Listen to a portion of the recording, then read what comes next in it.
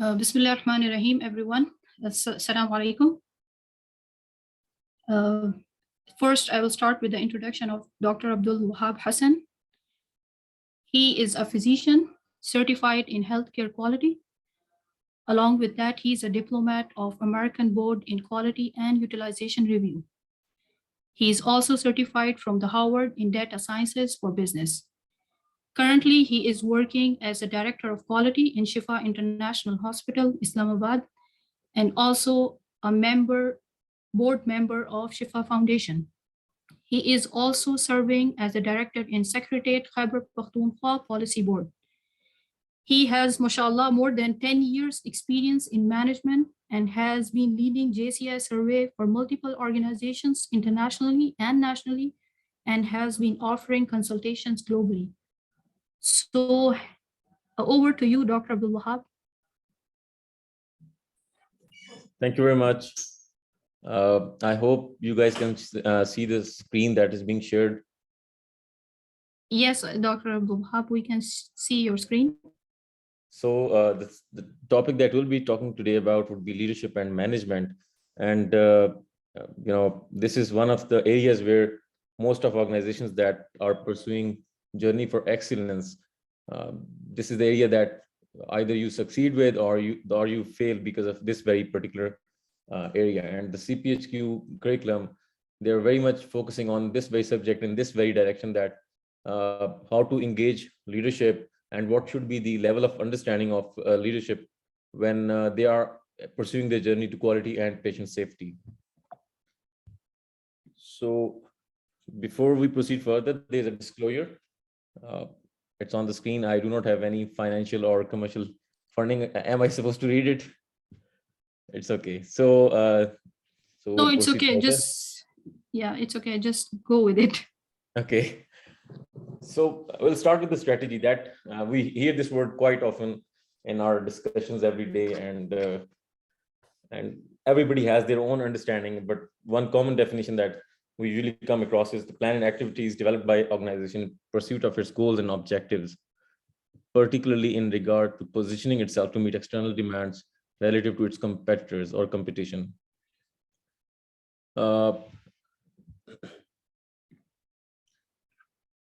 So this is the basic definition that usually the organizations are, or individuals take as guideline for strategy, and this is basically your driving document as an organization or as a team, that you see yourself, where you see yourself today and where you see yourself after a certain period of time, and what you're supposed to do based on certain principles. What are those principles? We'll be discussing further in detail.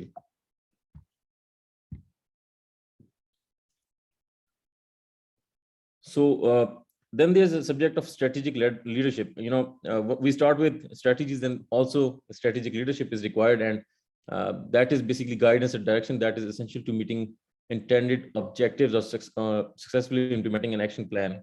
So you state that we want to be 10 years from now a world-class group of hospitals or world-class lab services or whatever the case may be.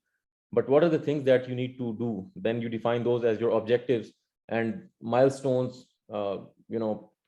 Strategic plans are basically converted into operational plans for years. Each year you have an operational plan that is in alignment with your strategic plan.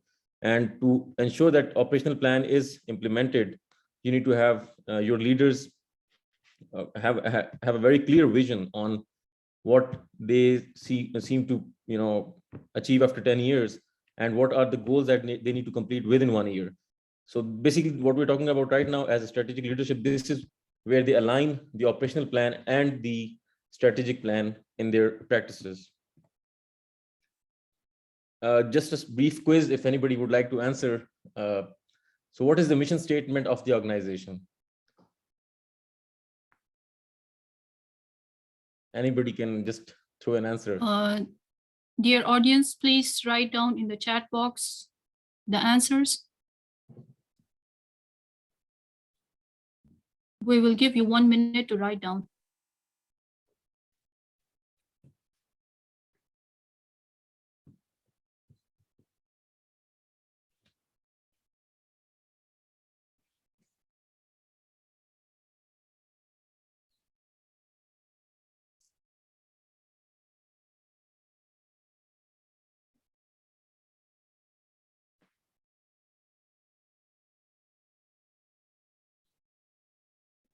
Okay, so let's start seeing the options that what people think about it. So some people are saying it's option 3, it's 4. Okay. So mission statement is basically the reason of existence of any organization, why you exist as an organization, why you basically establish your organization. Your organization may be based on to as a healthcare, you want to provide quality healthcare to the services or to the people of your country or your very specific region. That is your reason of existence, quality healthcare, or cheapest services to your countrymen, or whatever the case may be. uh, Mission statement is going to help you with your strategic direction. Definitely yes, it is going, it is in alignment with where the organization is going if you are performing a strategic leadership, and your long-term goals are also driven by your mission statement.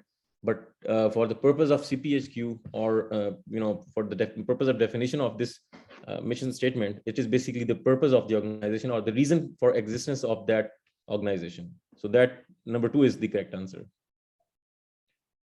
I hope it's clear for everyone. So then a very common question that comes in the CPHQ curriculum is about vision. So what do you guys see? Another 30 to 45 seconds. So let's see the answers again.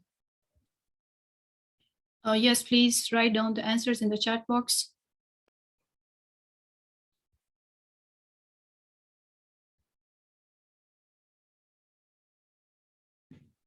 Okay, a lot of person are answering 3.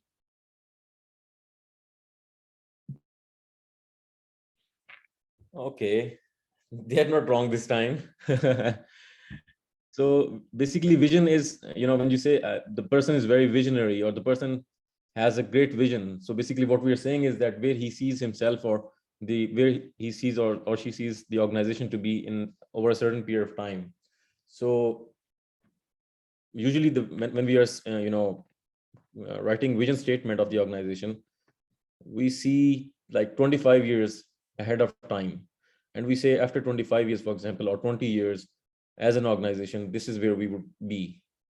We will be the biggest chain of hospitals in the world, maybe, or in certain region, for example in Pakistan, maybe, or whatever the case may be. And then both the mission statement and vision statement, we have to remember they need to be revised over a period of years. You might have achieved all those things that you have envisioned for over next few decades, and you have already achieved them in much shorter time. So it does not mean that you cannot grow further. That means that you need to just revise your vision statement. So the next question is, who is going to revise your mission statement or vision statement, and with what frequency they are going to revise that? This can be a question. So the different organizations, they have different standards. For example, JCI requires you to review your standards at a regular interval, that may be annual or quarterly, every 3 years. That so the organization, they are well aware that their vision statement was to achieve certain specific objectives in over a certain period of time, and they are already reviewing their vision statement because they have done XYZ things, and now they see that we need to include something else in their vision statement. So for example, it was initially biggest healthcare provider in Pakistan, now it's in Asia or across the world. So that can be revised. It's not a it's not a dead document. All the documents that we work with are usually living documents.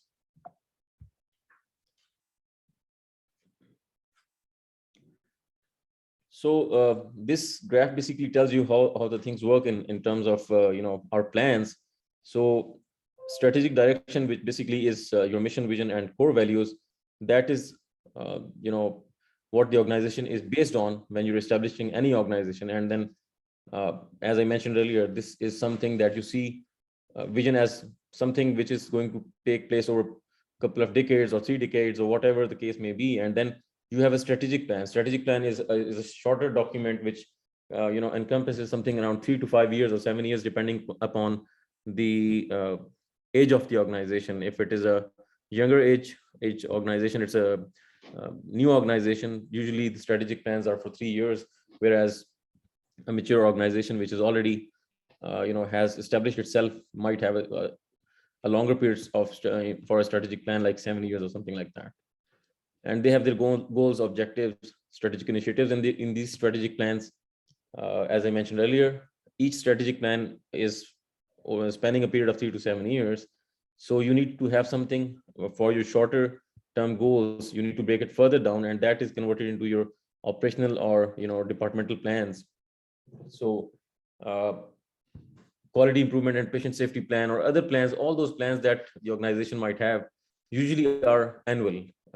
Why annual? Because your financial health is going to be reflected in every annual budget, and your national policies, taxation and all those things, they come into play in this part. So if we know in Pakistan, for example, annual budget, it has an implication on fiscal year, which starts on 1st of July. So most of the organizations that are and those are complying to the SECP or any other kind of regulatory authorities, their annual documents, they're also reviewed on that specific time to include or embed the new taxation rates or all those things. Because when you're budgeting something, you need to be sure that whatever the cost of those things will be are actual costs, not outdated, or they need any kind of revision. So what's the difference between leadership and management? They're usually taken as the same thing. So basically, if I simplify things as a leader is someone who has a follower or list of followers, or people who follow a certain person in certain things. That is just the simplest definition of leader. And that is not easy to be translated into practical terms, that what does this person is doing. Just we have some following, or in other words, it's more of a conceptual thing. To translate that into practical things, to tangible things, we have something like vision statement or strategic documents. And still these are very conceptual things, because they're not existing in reality. We are still seeing things, something that will take place in near future, or in the next decade maybe. Whereas management's role is different. Management needs to work on these visions, or these things that someone has envisioned for them, or for the organization, or for its country, whatever the case may be. And now you are the one who is going to implement every possible thing, so that thing actually takes place. So that's the difference basically between leadership and the management. So these are the people on the ground. They are managing teams. They're managing all the resources that are provided to them from the leadership or from the board of governors, and they on the floor assign right resources to right tasks. So so if you look at the overall functions, so planning is initially a function, yes, definitely. But where does this planning starts from? This planning comes from the strategic plan, or the one that leaders have decided for them. The board, what the board thinks of things that needs to be done in this particular year, that will be shared with the management team to do for that particular year. Also, any regulations, any requirements from shareholders or any other accrediting certifying bodies, they'll be made part of this thing. Similarly, your regulatory bodies, if whatever regulatory body is regulating your organization, that will take those regulations will be taken into consideration while planning. Likewise, your environmental factors, many other things that come into play at this part. Then once this planning, and as much blood as you shed in the planning part, rest of the things will be much easier. If you don't plan well, everything can go haywire. Once you have planned all those things that you're going to do in for a certain process or your organization's activities for the next year, then you have to organize, allocate, and arrange resources for those particular functions, and ensure that you lead from the front. And throughout the implementation and monitoring phase, you need to keep a check on all those things. So as leaders or as managers, there are certain things we should be very clear with. Uh, we are working with humans, and organizations are nothing without its manpower. So if we don't understand our human resources, it's practically impossible to run any organization. Organization is not name of the walls or bricks or systems or whatever things are. Basically, humans, they make the organizations. And if we look at the needs of any individuals, the easiest way to look at that is this Maslow's hierarchy of needs, which starts from the physical needs, and once the physical needs are met, the person starts looking around for safety needs, and then social needs, and then esteem needs, and finally self-actualization. So these are the basic needs we start with, and as we grow in our careers. So for example, if you make someone, if you want someone to work for you and put his blood or sweat for that organization, and you're not trying to ensure safety of that individual, it would be very difficult for that individual to continuously deliver good quality work for the organization in longer run. uh, Common examples: people forget about the environmental impact on safety or health of the individuals. We have seen organizations where people are working in very poor health conditions, and they are talking about quality and all those things, but forgetting your own manpower and their own basic needs, this is not a way to go ahead with quality. Then there are other examples of basic human needs. If you look at that, Wi-Fi is one of the very basic need at this time, and most of us, we can't live much without it. So that's also a basic need. And if you plot a graph and ask people, so this is how it looks like right now. Internet is one of the most important needs for a human survival at this time. And besides joke, actually it is right now. I mean, look at us right now. We are having all these sessions thanks to the internet facilities that we are availing. And uh, just a couple of years back, the connectivity was quite different, and now the utilization and all these things are possible. So leadership and management. So what does leaders are doing? Leaders are responsible for coping with change by developing a vision for change. So leaders, basically what they do is that they show you something. Who remembers Malcolm X, I have a vision? So basically what he gave the nation was a way of life. He just told them that this can happen. So same is the role of any leader in an organization. They just give you a vision that we can be this thing. We as team, we as family can achieve such and such marvels, and teams do that. This is basically what a leader's role is. And there are several ways you can lead your organization, and uh, different, and it's not that one particular role will be required to be, or that particular way of management or leadership you will just adopt for your life. It doesn't work that way. uh, you have to uh, change your styles according to the situation, and you have uh, different individuals that based on their classification in hierarchy of needs, uh, how to manage certain people. Going to the strategic planning for health quality. So without a strategy, the organization is like a ship without rudder, going around in circles. So you can put all the resources in the, or all the fuel for that ship, but it would stay in the same place. It will not go anywhere. Any new destination will not be achieved. It'll just keep circling. So you have to have a clear vision where you want to be and how you want to utilize your resources.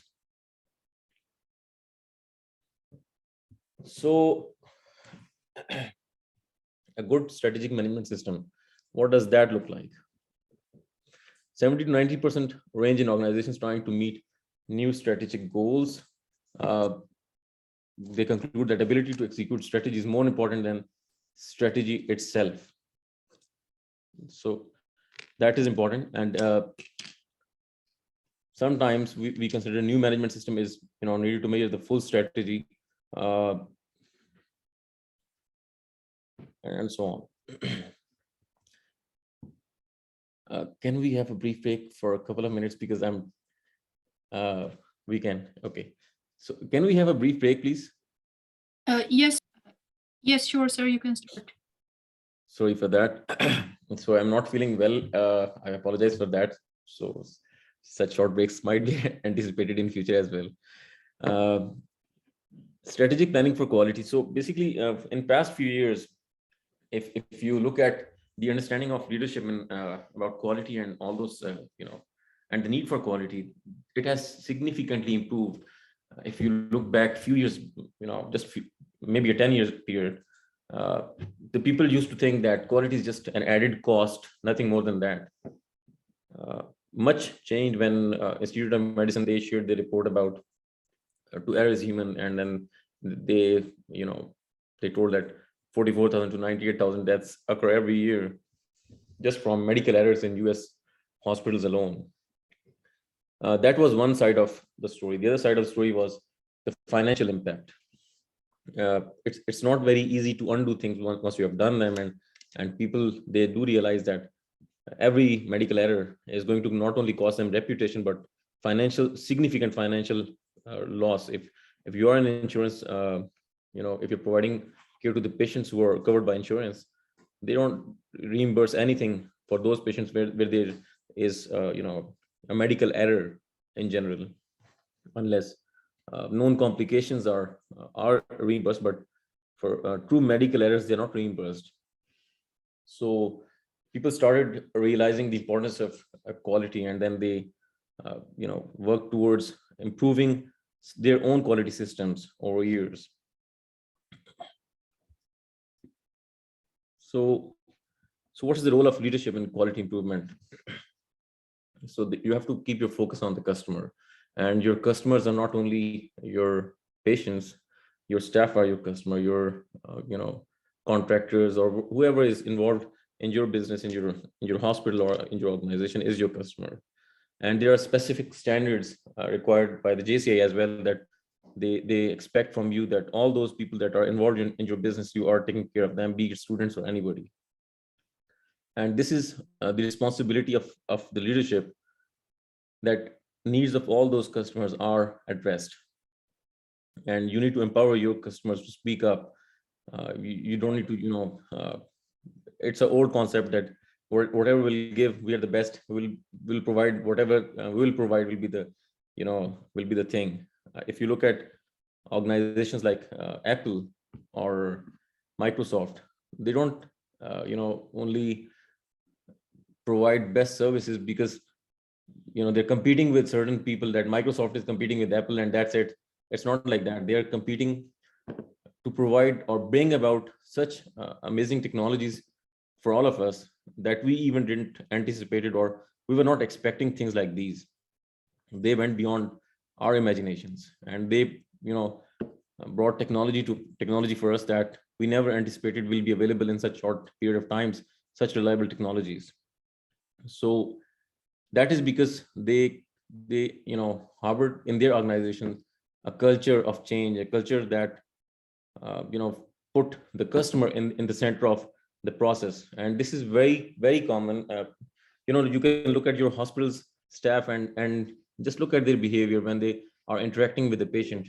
Do they feel disturbed when a patient walks to them and asks them for anything, or are they actually facilitating that patient? Because the right approach is, we are here because of the patient. And if we think that our work is being disturbed by the patient, then our understanding of the whole thing is wrong. And that's not one person's problem. That is then a cultural issue, and culture needs to be addressed in those cases. So the other thing is that the leadership should ensure that there are no silos in place. I mean, people are working together. People don't feel insecure. You need to bring along together all those teams that are working on one page.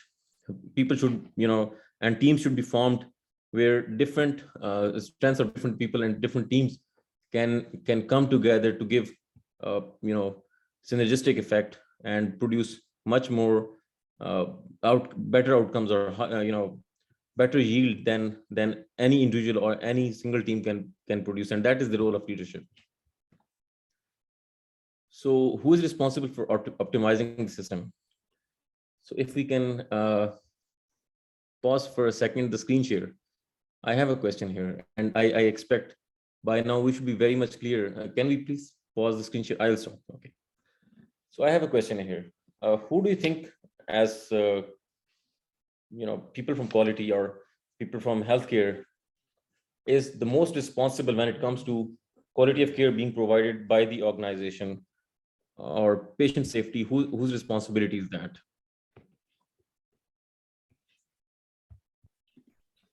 Dear Can all, we can you please write your answers in the chat box?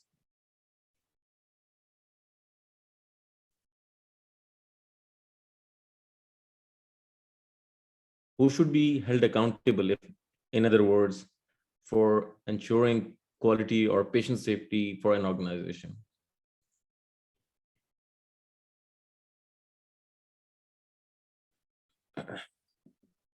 So we have another 30 seconds.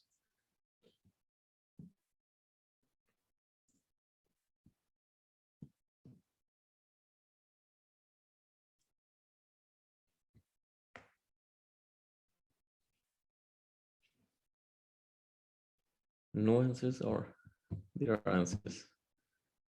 Leadership. Everyone.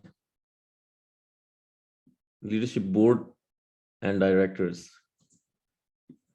Ultimate responsibility lies with whom? My question is ultimate responsibility. Yes, it is everybody's responsibility. I do understand everybody's answering that, but who's ultimately responsible?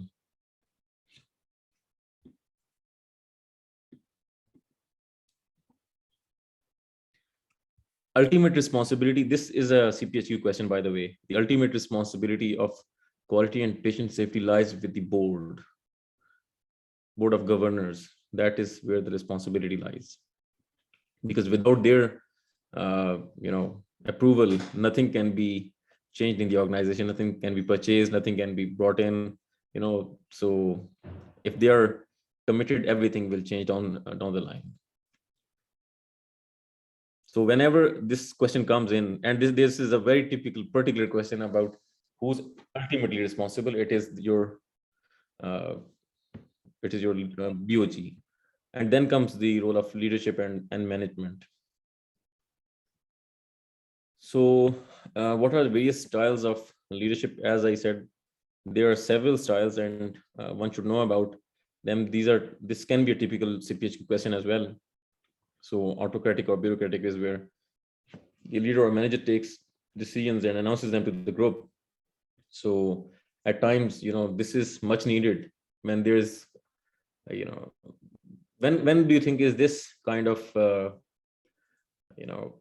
management required, or this kind of leadership required? When you see too much chaos, you can't have any kind of good input coming in, and at times leaders or the managers are the best people to make or start small progresses or small initiatives through such decision making. Definitely it's not a very recommended leadership style for majority of the situations, but when things go really haywire, then this is sometimes necessity.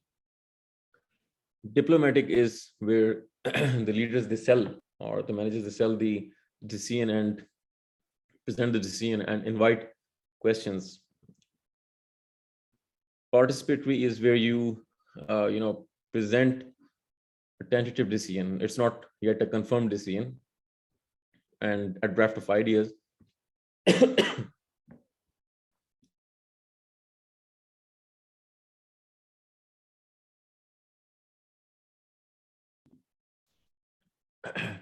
Or problem to staff team, you receive the suggestions and you talk about what are the possible ways that we can address such certain things, and then you make the decision as a leader based on, of course, all the input and what you think as a leader is best for that organization. Democratic is when the leader or the manager, they detail the problem, define limits, and ask groups for a decision. And finally, the free reign. no leadership at all. You just let things happen. Once I actually in my life I asked someone that why you're not taking a decision. So he's just replied to me that I'm waiting for the decision to take itself. So at times that is how it works in the management, really. I mean, you just wait for the decision, and no decision is a decision, by the way. So question: in participative management, the manager, and again this is a typical CPHQ question. You have another 30 to 45 seconds.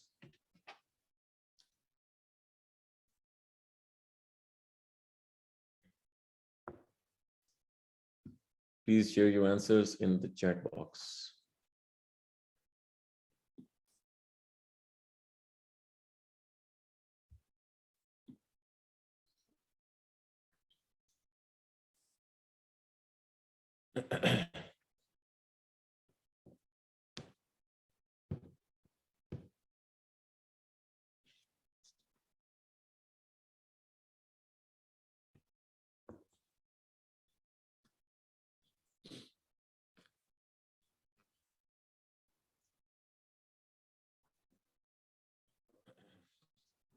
Okay, so basically everyone is talking about 1 and 4.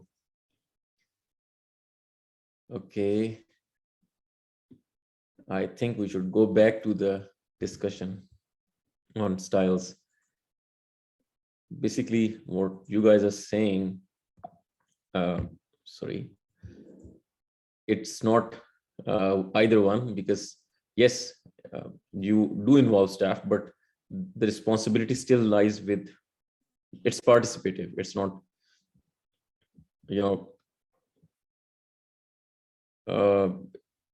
no, participative, because you are still the decision maker as the leader.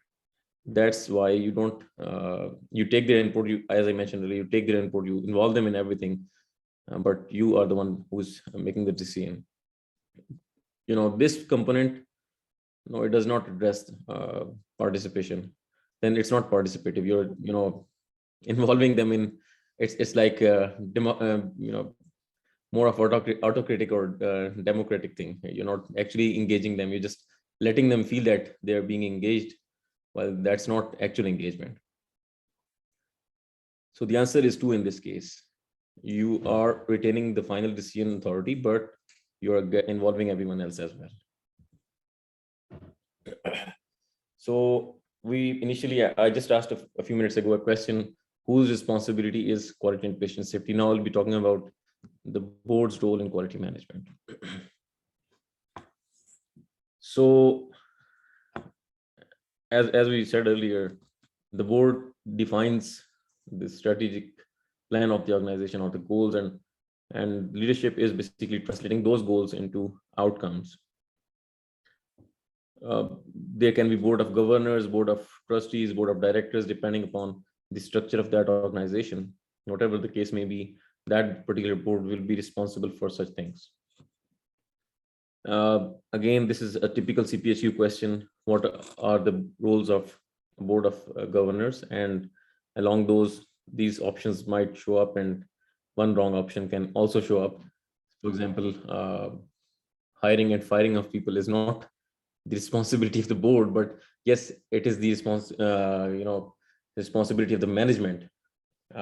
Definitely board is involved in certain recruitments or selection of CEO. That is responsibility of the board, but other than that, usually board is not involved in hiring or firing processes.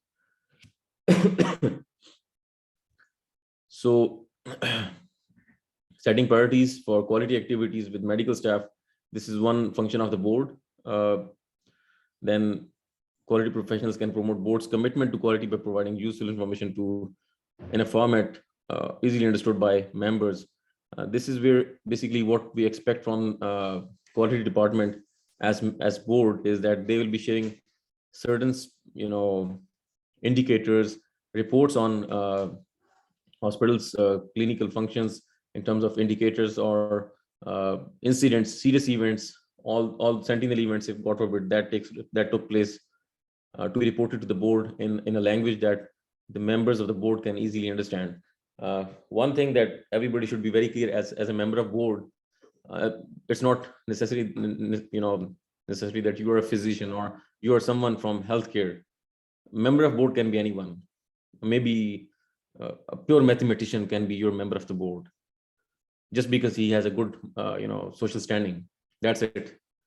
A person from any field in the world can be your member of the board.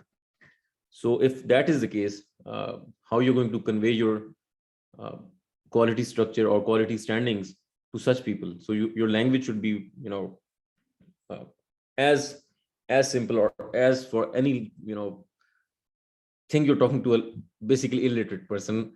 They are not illiterate. They're very knowledgeable, but your language should be that simple. And similar mistakes we do when we are talking to our patients. I mean, we're just telling them that you have neurocystic sarcosis and I need to treat you with this and then you will be fine. And this is not how it works with patients, and this is not how it works with the board. So this is the question that I already asked. So we'll just spend 15 seconds on this question. Who is the one here? The person or group legally responsible for maintaining quality patient care is the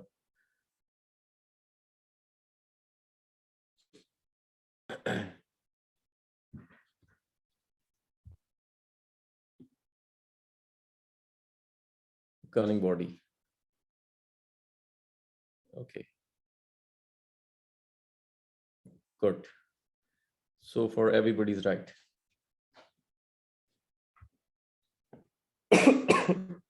Sorry.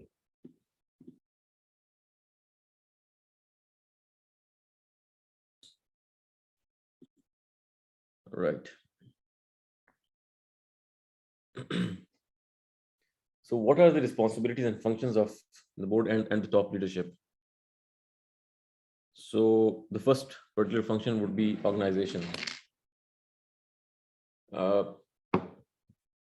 as I mentioned earlier, that it is not hiring usually is not done by the board, but CEO is something that because you're appointing head of the organization, and that is where the responsibility of the board comes in, and they are the one who choose from either from the board or from anywhere best possible CEO, and then uh, based on that they will be evaluating that individual or uh, you know CEO as how has been performing over a period of like 1 year or 3 months or whatever the frequency the organization sets.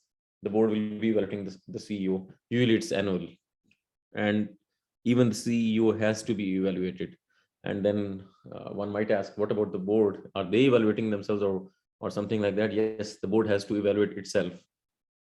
The board will evaluate also objectively all the members of the board, and usually there's one chairperson or someone who's heading the board as well. That individual also is evaluated by the rest of the board members. So everyone in the organization has to be evaluated. So it's and it has to be objective. There are set to there have to be certain specific set criteria against which you are going to uh, gauge the performance of each individual, starting from the CEO to the chairperson of the board. And every person knows that they'll be gauged on those specific lines. The other thing is public policy and external relationships. Any organization cannot work alone. You need to have uh, your contacts, your relationship with similar organizations, with people in the industry that can facilitate facilitate you in achieving your vision, or they share your passions for certain things. That's why when you see campaigns like cancer awareness or something along those lines, you see a lot of people, a lot of even competitive organizations, they join hands to come together. WHO is facilitating likewise in so many ways to ensure patient safety. So that is because they have shared vision, and as organizations we should be open enough and accommodative enough to walk with other people in their shoes and achieve a bigger good, or bigger goal for the rest of the country or for the world when it comes. Then strategic planning, definitely, as we discussed earlier, is a responsibility of the board and the leadership. The board cannot on its own tell you what to do in the next 10 years. It's practically not possible. As I said earlier, these are people from diverse backgrounds, and some of them might have understanding on the healthcare when the organization starts, and some of them, they're totally new to the business, so they're not very ideal to develop a strategic plan. But definitely they're people from industry, and they're going to be usually with good sense of business. So the leadership usually develops the strategic plan. The CEO, the chief medical officer or medical director, whatever the case may be, the chief operating officer, director quality, CFO, nursing director. So these are the people that usually sit together to develop a strategic plan, and that plan is then approved by the board, because board's responsibility ultimately is to ensure that whatever the plan is coming, it is in alignment with its mission and vision. And over a period of years, they're not drifting away from actual mission that they started with. If it is for good, definitely they can change the mission. But if it is just a sorry, just a abnormal variation, they can bring back everyone to the center. Then next thing is, excuse me.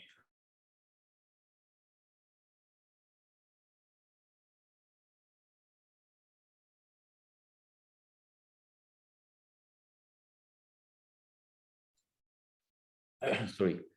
So resource management is another area where the board needs to approve all the financial and budgetary requirements of that particular year.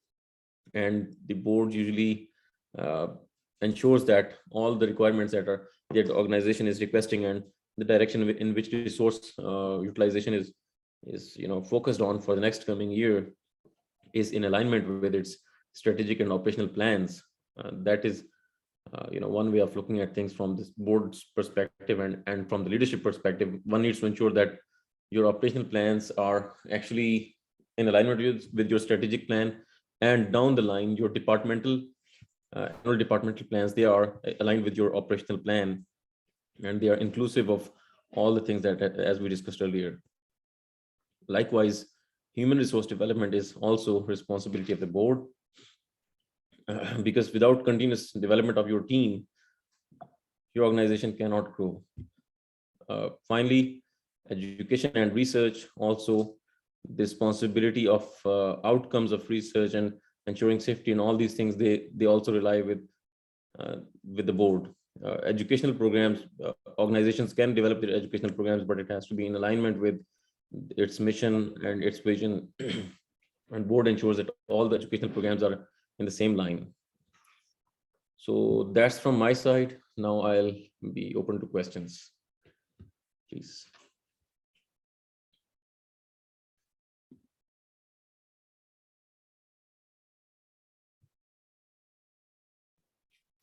Thank you, Dr. Abdul Wahab. It was really, really comprehensive, and it was really comprehensive and very good. Thank you so much. I don't have words to say, but really, it was really good. Anyone who have any question, please write down in the chat box. For right now, I have only one question from the audience. If you would like to share, I think this is a practical question. What are the challenges and how to deal with these challenges while translating the strategic plan to the operational plan? So Dr. Abdul Wahab, if you will just like to share your experience, that what you feel, because you have, mashallah, more than 10 years experience. So just let us know what challenges you face and how you deal with those challenges. If you translating your strategic plan to operational plan. So basically, yes, when you're, breaking down your strategic plan into smaller chunks, that is basically what we're talking about right now. We have to be very realistic. we have to ensure that our operational plan, basically this is what we are going to assign the CEO, that please ensure your leadership, your management team, that is your medical director and your chief operating officer, for this particular year, they can comply with these things. I mean, they can achieve such certain goals and objectives for this particular year. That is at the level of operational plan, because operational plan, as I said earlier, is a chunk of the strategic plan. Usual challenges that we face, over enthusiastic plans that we will do this thing and that thing, you know uh, and then there's Yes, no tracking. Basically, there's no way that you're actually gauging your performance as a as a leader, that you said, okay, we'll at the end of 1 year we'll have 50 new facilities in the country, but there's no way that you're going to gauge them. So you think at the end of the 1 year period, they just suddenly will erupt somehow. It doesn't work that way. So you basically have to be very uh, objective in developing your operational plans, and you have to have set goals in your mind. So for example, if you're talking about 50 new facilities in the country, do you have manpower to run such things? Do you have sufficient trained staff that will run those facilities? Do you have equipment? uh, does the staff know that how to run that equipment, particular equipment that would be run on those things? So it has to be planned meticulously, that at the end of 1 year, this is my objective, end objective, that I'll have 50 running labs. So for first quarter, for example, I need to have um, X number of staff that I need to hire and get trained on. In second quarter, maybe I need uh, X number of equipment for each of these facilities, and yes, then installation of those things. And secondly, do I have resources by that time, or it will be just a dead weight on me, that I hired all those people in the first quarter, whereas actually they're going to work in the fourth quarter. So these factors are where we actually either entirely misfire or mishit, uh, or undercalculate or overcalculate things. So one has to be realistic with what is expected and what the team can do. You have to know your team strengths. Can they achieve such things or not? Or you're just giving them it's always better idea to give more work to your team than uh, you know uh, get them a feeling of uh, under delivering or something like that. It's always good to have sense of achievement when you have a difficult task at hand. So I think these are common things that we see while converting a strategic plan into operational plan. yeah, Also the buy-ins okay, of the departments. We see at times that the leaders, they just themselves sit down and take a chunk of operation strategic plan and convert into operational plan without realizing uh, that they're going to work with different departments in their own particular organization, and they're 30 to 40 different clinical departments in a mid-sized hospital, or a larger organizations have more departments, and every department have their own requirements for that particular year, and they have all been embedded in your operational plan. So yeah, prioritizing is another issue that we see the leaders where the leaders make mistake. yes, yeah, you have to prioritize first. Yes, don't just say that we will start and at the end you will not do anything. Yeah. I will ask the audience, the one who are joining, if they are working as a leader or in a management position, please think about these things and have a note from Dr. Abdul Wahab. Dr. Abdul Wahab, I will just ask you one last question. I think your times are also up. So can you just in 2 minutes, or can you share your experience of CPHQ, like your experience about the CPHQ? Okay. So CPHQ basically is not that difficult of an exam. I don't believe that. uh, Different people have different preparation styles. Okay, one thing is that when you're preparing for any exam, not only CPHQ, you have to have two kind of strategies. One is the knowledge thing, that you need to have good knowledge of the systems. And those who have been working in good organizations, for example, where there's a JCI or any similar structure, you guys will have very sound understanding of systems. So if a question comes where you don't know exact answer, you just open the books in your mental library, and then you can see how your organization is addressing such scenarios, because questions are scenario based. So that would be a good reference for you to find answers if totally something new comes to your exam. The other thing I think is preparing for exam as an exam. What I mean is, one thing is knowledge, the other thing is the way to conduct to appear in an exam and the way to handle an exam. So time is very limiting factor there. Time is something you need to keep real check on. So one trick that usually helps in such time-bound exams is that wherever you feel that there's a question that is taking a lot of time, you can just flag it. There's an option of flagging certain questions, and you can always go back to answer this question at a particular time once you have completed other questions. In CPHQ, I remember when I appeared in 2013, I think I appeared, the questions in the first 10 questions were very interesting. So I realized that they have put all the best questions in the start. So I just flagged first 10 questions. After like fifth, sixth, I realized that this is going on. Okay. So after like 10 questions, things normalized. So Storm was not there anymore. I started answering questions, and once I was through all the whole lot 140 questions, I came back to the first one, and it was quite simpler at that time, because initially, as humans, even brain takes time sometimes to start processing things. So this is one trick I used. I think it will help you guys as well. If you think questions are difficult in the start, just keep flagging them wherever it's taking long time.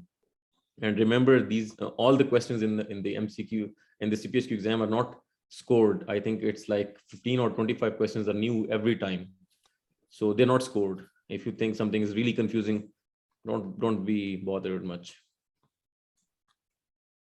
Okay, so thank you so much, Dr. Abdul Wahab. From my side. Yeah, thank you so much. It was really nice listening to you. So I will just close the session. Thank you so much. Thank you, everyone. Yeah, thank you, everyone. And if just one more thing, people study different lengths of times. Yes. Different individuals have spent weeks, months, whatever the case may be. I think people sometimes just study days as well. So it's up to you. Yeah, it depends also, I think, on your experience. Like, yeah, if you're working in a JCI accredited hospital, then you have experience of things. Yeah. My mentor says if there is a night between you and the exam, you can do it. So I'll take that answer for everything, for every exam. If there's a night between me and another exam, whatever the exam is, it's a good time. Another tip for CPHQ, if you are using your books, these Janet Brown and HQ Solutions. No, Q Solutions. If you're using Q Solutions, please, anything that is highlighted text, in italic, bold, tables, diagrams, anything like that, please don't ignore it. That's where questions come from mostly. Yes, please anything take note of this one. Plain text is important. Okay. Best of luck with your exams. Okay, thank you so much, Dr. Abdul Wahab. And really, I apologize, like you were sick and like we make you to come to the lecture. Really, I apologize for this one. Thank you. Have a great day. Bye. Thank you. I will close the session, everyone. So if you have any questions, please, you can just write in the WhatsApp group and we will try to take answer from Dr. Abdul Wahab. And thank you for joining. Your participation is highly appreciated because a lot of people joined online. So it was really a great session. Thank you. Allah Hafiz.